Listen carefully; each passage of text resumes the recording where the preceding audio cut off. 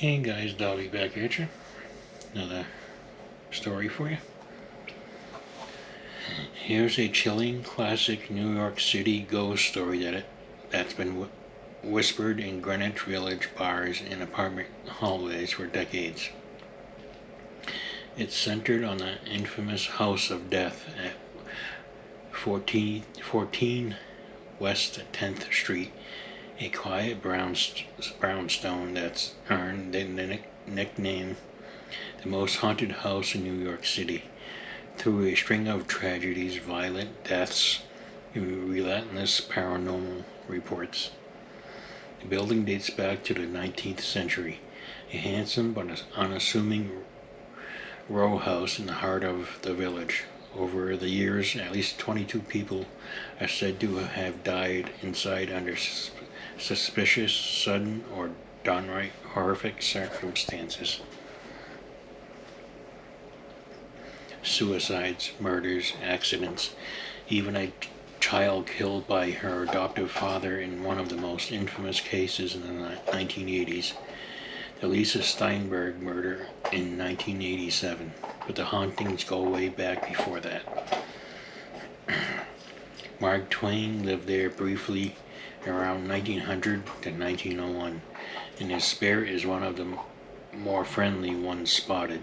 People claim to see an elderly man in a white suit puffing a cigar on the staircase, looking amused rather than angry. He supposedly told visitors the place was filled with a malevolent force, and locals say his ghost sticks around to keep an eye on things. The real terror, though, comes from the darker presences. In the 1970s, actress and psychic Jan Bryant Bartell moved in with her family. She wrote a book called Spindrift, Spray from the Psychic Sea, describing how a monstrous moving shadow followed her through the halls, tall, black, formless, but unmistakably malevolent. It would loom in doorways, press against her at night, and fill rooms with a suffocating dread. Her cats would hiss at empty corners. Doors slammed without wind, cold spots formed even in summer heat. One night she woke up to find the shadow standing at the foot of her bed watching. She moved out soon after, convinced the house fed on despair.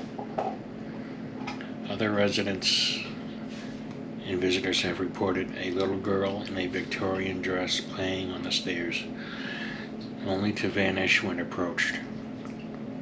Heavy footsteps pacing the upper floors at 3 a.m. when the place is empty. Objects flying off shelves, books, lamps, even a heavy mirror once smashed itself against a wall.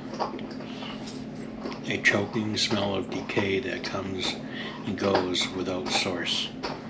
Apparitions of a woman in mourning clothes weeping silently in the parlor.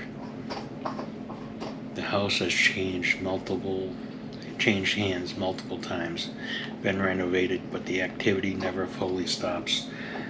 Some say the building itself is cursed,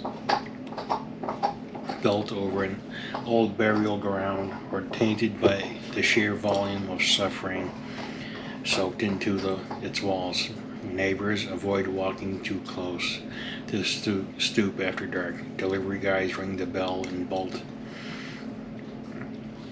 One particularly eerie account from the 1990s, a new tenant, skeptical, decided to host a small party. Midway through, the lights dimmed and everyone felt an icy draft.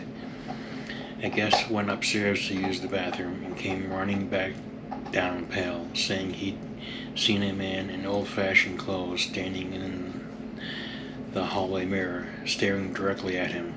But when he turned, the hall was empty. The mirror later cracked on its own.